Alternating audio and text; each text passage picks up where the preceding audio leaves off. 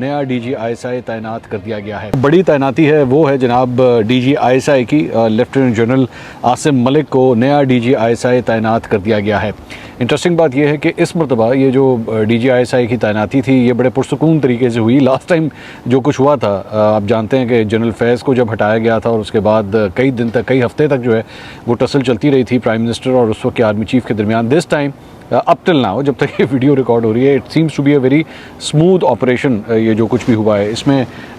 वो कंट्रोवर्सी हमें नज़र नहीं आती जो लास्ट टाइम हमें नज़र आई थी।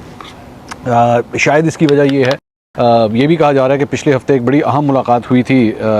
नवाज़ शरीफ साहब और शहबाज शरीफ और मरीम नवाज़ के दरमियान लाहौर के अंदर, और उसी के वहीं से जो है वो स्पेकुलेशंस शुरू हो गई थी कि बेसिकली ये जो मीटिंग हो रही है ये इस नए DG-ISI की तैनाती के हवाले से हो रही है। अब मुख्तलिफ़ किस्म की स्पेकुलेशंस थी। यहाँ पे मुल्क में जब भी किसी DG-ISI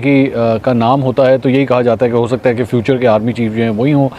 जनरल नदीम अंजुम के बारे में भी जो है वो यही कहा जा रहा था कि हो सकता है कि आगे चल के जो है वो आर्मी चीफ की दौड़ के अंदर जो है वो शामिल हो, लेकिन फ़िलहाल तो ऐसा नज़र नहीं आता। दूसरी बात ये कि नदीम अंजुम साहब के करियर के ऊपर अगर हम नज़र डालें तो स्टार्ट से ही, जिस तरह मैं पहले भी आपसे बात कर रहा था, काफ़ी कंट्रोवर्सीज़ रही उनकी तैनाती को लेके। इमरान खान साहब जो हैं वो उन्होंने पूरी तरह कोशिश की उनका रास्ता ब्लॉक करने की, और वो इसके हक़ में नहीं थे कि उनको जो है वो DG-ISI तैनात किया जाए। इवन तो बाद में जो है वो एक ब्रिज बनाने की कोशिश की गई, हालात को ठीक करने की कोशिश की गई, बट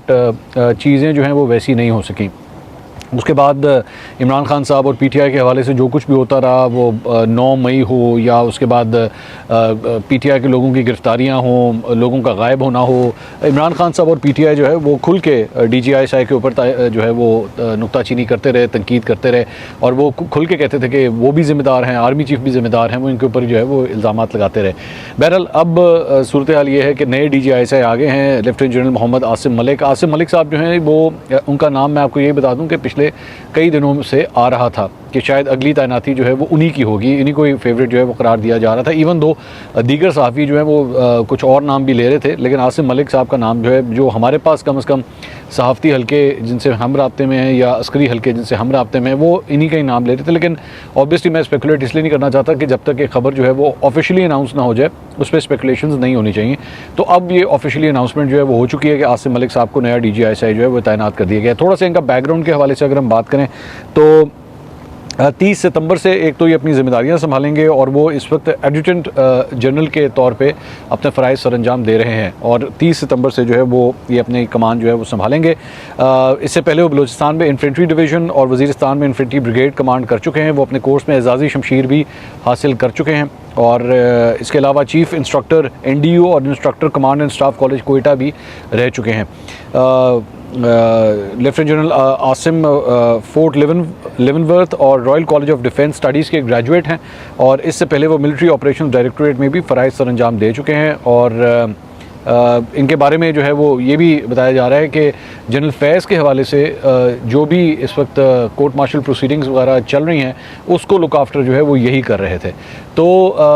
ये अगर आप इससे सिर्फ अगर एक पावर डायनामिक्स का जो है अगर आप अंदाज़ा लगा सकें कि अगर इतनी अहम जिम्मेदारी लेफ्टिनेंट जनरल फैज़ के हवाले से वो इनको दी गई थी, तो इससे पता लगता है कि जो मौजूदा अस्करी क़यादत है उनको इनके ऊपर किस हद तक जो है वो एतमाद था, जिसकी वजह से अब इनको जो है वो DG-ISI का जो है वो ओहदा दिया गया है। दूसरी बात ये कि ISI जो है वो एक ऐसे टाइम्स में से इस वक्त गुजर रही है जिस पे पहले बनिस्बतन इससे पहले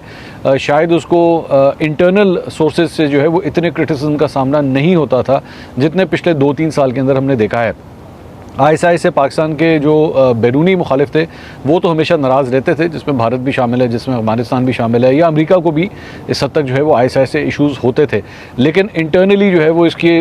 काम करने के तरीक़ाकार के ऊपर जो है, ऑपरेशंस के ऊपर जो है वो इतना क्रिटिसिज्म नहीं होता था जो पिछले 2-3 साल के अंदर हमने देखा है। तो लेफ्टिनेंट जनरल मोहम्मद आसिम मलिक जो है उनके लिए एक मतलब काफ़ी बड़ा टास्क होगा कि ये जो क्रिटिसिज्म होता है इसको शेव ऑफ किस तरह किया जाए, इसको ख़त्म किस तरह किया जाए और क्या जो एजेंसी की जो ऑपरेशंस हैं उसको मज़ीद फ़ाल तरीके से चलाया जा सकता है या नहीं। और ज़हन में रखिएगा कि इस पूरे टेन्योर के दौरान जो है ISI के ऊपर फ़ोन टैपिंग के इल्ज़ाम लगे हैं, ISI के ऊपर लोगों को गायब करने के इल्ज़ाम लगे हैं, ISI के ऊपर यहाँ तक भी इल्ज़ाम लग गया कि जनाब उन्होंने जजेस को थ्रेटन किया है। वो जो 6 जजेस का जो एक लेटर था वो आपको याद होगा, वो उसका इल्ज़ाम भी जो है वो ISI के ऊपर लगाया गया जजेस की जानिब से। तो अक्रॉस द स्पेक्ट्रम सिर्फ यहाँ कहानी ख़त्म नहीं होती, बल्कि इवन हमारे ज़ाहिर बात है पॉलिटिशियंस जो हैं उनके साथ तो हमेशा ही ISI का कोई ना कोई लिंक जो है वो हमेशा रहा है, तो उनकी जानिब से भी जो है वो ये इल्ज़ाम लगते रहे हैं। सो लेफ्टिनेंट जनरल आसिम मलिक जो हैं उनके लिए एक बहुत बड़ा टास्क होगा कि वो प्रेस फ्रीडम के हवाले से, फ्रीडम ऑफ स्पीच के हवाले से, फ्रीडम ऑफ लिबर्टी के हवाले से ये सारी चीज़ें जो हैं वो उसको किस तरह इंश्योर कर सकते हैं और जो एजेंसी के ऊपर जो मुख्तलिफ इल्ज़ामात हैं उसके हवाले से क्या करेंगे। अच्छा, इंटरेस्टिंग बात एक और ये भी है कि अब आर्मी चीफ भी जो है वो जनरल आसिम है और ISI चीफ भी जो है वो जनरल आसिम है। तो